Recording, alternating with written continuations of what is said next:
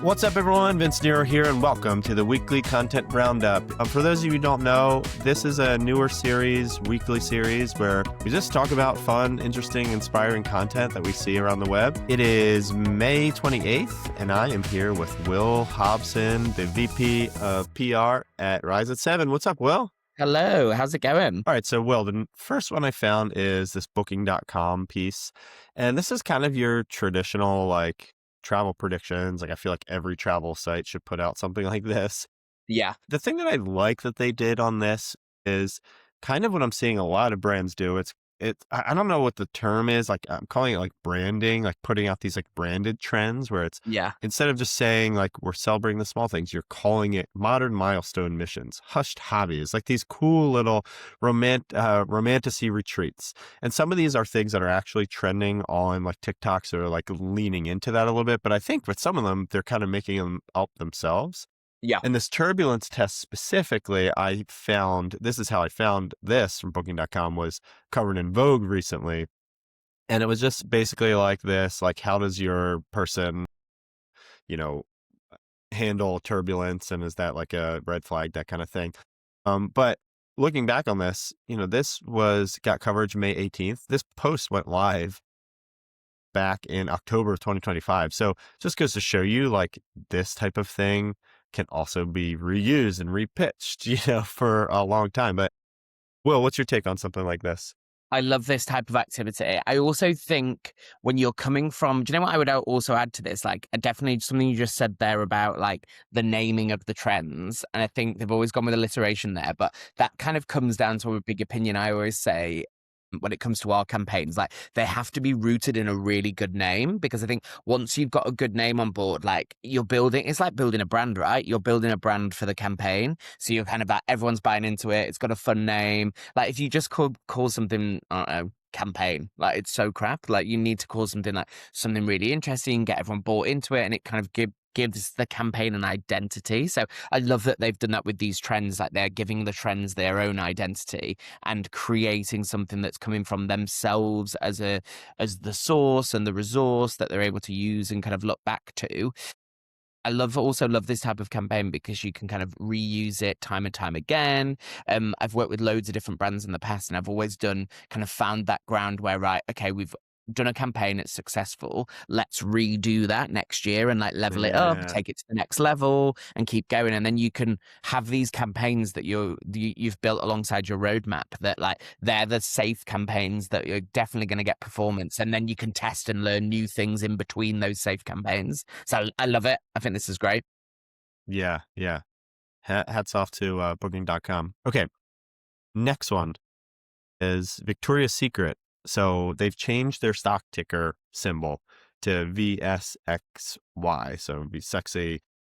Used to be VSCO. Clearly not as sexy. What I really like about this is this idea that you're taking something that already has an established audience and tweaking it so that it becomes news. So you're generating news for yourself by just this seemingly minor thing, but by kind of leaning into their brand. I mean, everything about this, I think, is great PR.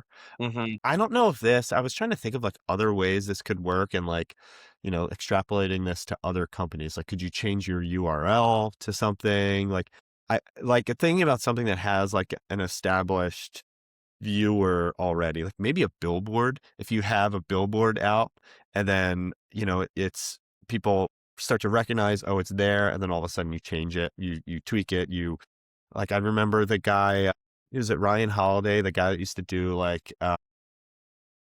was Tucker Max, he used to put out billboards for Tucker Max, and then he would hire someone to defile them, and then he would contact the press and be check it out, someone's messing up his, and it was all part of the brand play and the PR.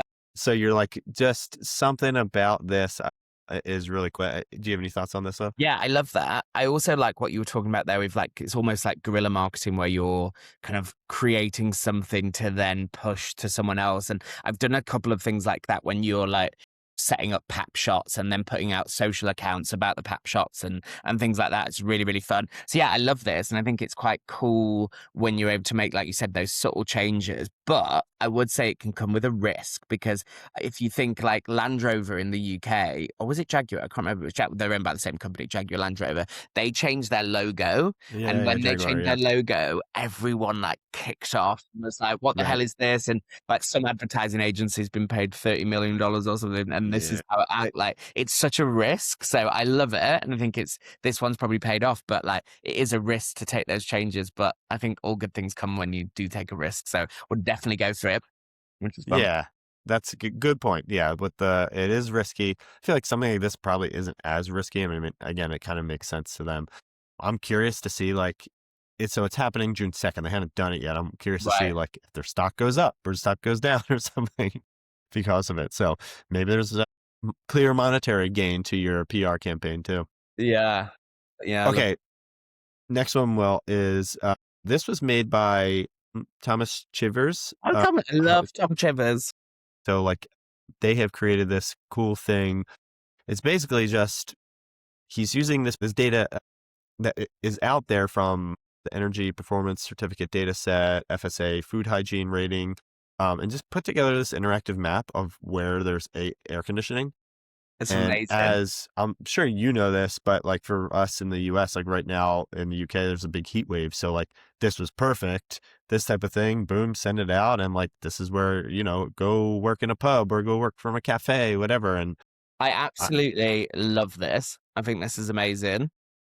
I also think like why this is so good as well. Like the UK just doesn't have air conditioning. Like I was just back in the UK a couple of weeks ago, and it was like during this heat wave. Well, it was actually last week actually, and it's just not a thing. You do not have air conditioning. And I've interesting. lived in America too long now that I'm like, where's the air conditioning? Where's the ice? Like I want everything. But yeah, I love this resourceful content that's super useful. Is this question though? Is this for a brand or is it for No, they just did it for themselves. And I don't, maybe just to get himself some links and stuff? some And I links love and it. whatnot for Sabat. Yeah. Yeah. Very So clever. super cool. And like Claude makes this type of stuff pretty easy. I've been spinning out some stuff lately where it's like years ago, this would have taken 2 weeks for a dev person to do, but like some of these things you can do pretty quickly now. Not to say that Thomas didn't spend a lot of time on this. I'm just saying like, I think the barrier of entry is a lot lower for people. And like, you should be doing stuff like this if you want to, especially differentiate yourself and your content from stuff that AI can produce if people ask about it. Yeah, love it. Okay. Well, last one here. This is actually something you shared with me, and this is actually funny. I want to relate this back to when we had Ellie Hearn last week or 2 weeks ago. And when I was over in the UK, I was talking to her about how everybody's maxing, and we even looked up maxing to see if it was trending.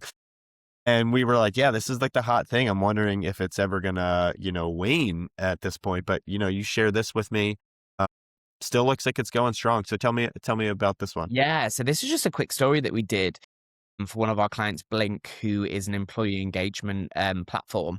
And basically, around Memorial Day, we just created a quick calculation to be like, okay, if you take your PTO days at a certain time or a certain area near your kind of public holidays, you can maximize the amount of days that you actually get. So I think it's like 15 PTO days turn into like 49 over the year when you like partner them with certain public holidays, which is really, really cool.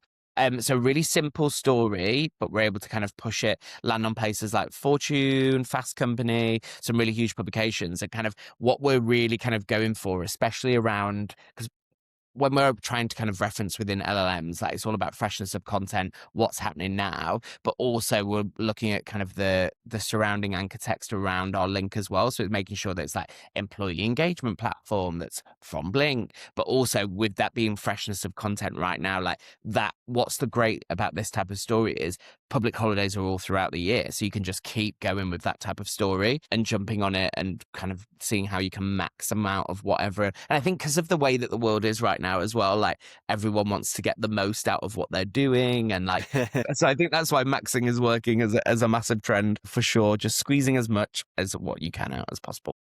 Yeah, yeah. So, and this was the type of thing where you pitch this along with like an expert quote from Blink as well. Yeah, Yeah, exactly. nice. Just reactive content. We also created social content alongside it, like LinkedIn articles, trying to kind of push it on a few different platforms as well. So Yeah, yeah. Fantastic. Well, that's it for today. For people who are interested in seeing this type of thing, subscribe to the BuzzStream newsletter. I put all of these content examples on the newsletter as well as this video.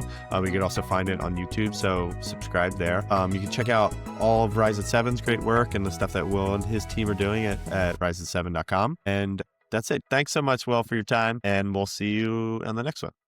amazing.